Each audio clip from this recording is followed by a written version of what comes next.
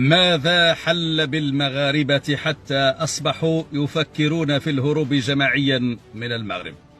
سؤال عريض تكشف الأحداث الجارية حاليا في الفنيدق عن جزء من الجواب عنه.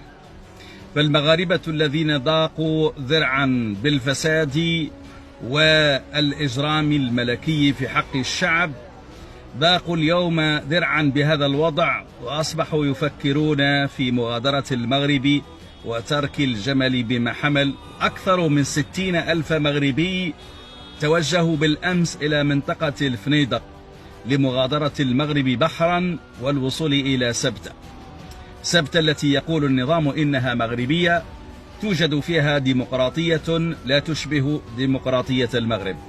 60,000 مغربي يريدون ترك المغرب لمحمد السادس بعد 25 سنة من حكمه.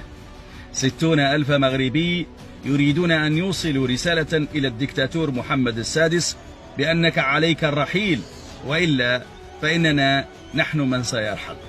60,000 مغربي قالوا كلمتهم بالأمس. جيش نظام المخزن كل آلياته القمعية التي أنفق عليها أموالا طائلة كان بالإمكان أن ينفقها على محاربة بطالة هؤلاء ومحاربة الجوع الذي يوجد عليه هؤلاء، لكن النظام دائما في المغرب يفكر في القمع قبل الرغيف. نظام سخر كل هذه الآليات وسخر كذلك أشخاصا يعتبرون في المغرب مؤثرين، ولكنهم ليسوا سوى مرتزقة عند المخابرات المغربية التي تجندهم وتأمرهم بالانتقال إلى أماكن التوتر لخفض هذا التوتر.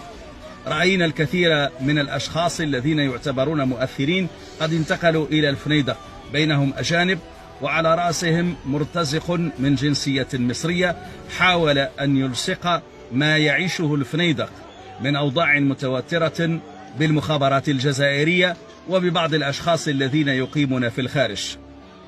هل المخابرات الجزائرية مسؤولة عن ذلك؟ هل هي التي نهبت أموال المغاربة؟ هل هي التي جعلت المغرب في أسفل مؤشرات التنمية البشرية عبر العالم؟ هل الجزائر مسؤولة عن أوضاع المستشفيات في المغرب وعن أوضاع البطالة في المغرب وعن أوضاع المغربي الذي يتوفى يوما بعد يوم في المغرب؟ بالتأكيد لا، لكن نظام المخزن دائما يركب على الأحداث حتى لا يحمل نفسه مسؤولية ما يحدث الآن. يحاول دائما نظام المخزن أن يصدر أزمته الداخلية نحو الجزائر والصحراء الغربية، لكنه يفشل دائما، ولكن فشله لا يعطيه أبدا دروسا في الحياة. نظام المخزن بعد 25 سنة على الأقل في مرحلة حكم محمد السادس عليه أن يحاسب نفسه، عليه أن يحاسب نفسه وأن يكون شجاعا وأن يقول الحقيقة للمغاربة بأنه قد فشل في إدارة البلاد، وأنه قد أدى بها إلى الهاوية، وأن المساحيق لا تخفي أبدا حقيقة الأوضاع في المغرب. المغاربة اليوم أكثر اقتناعا أن مستقبلهم مجهول، وأن ماضيهم أليم، وأن حياتهم في ظل الملكية هي جحيم في جحيم. ما الحل؟ ما هو الحل؟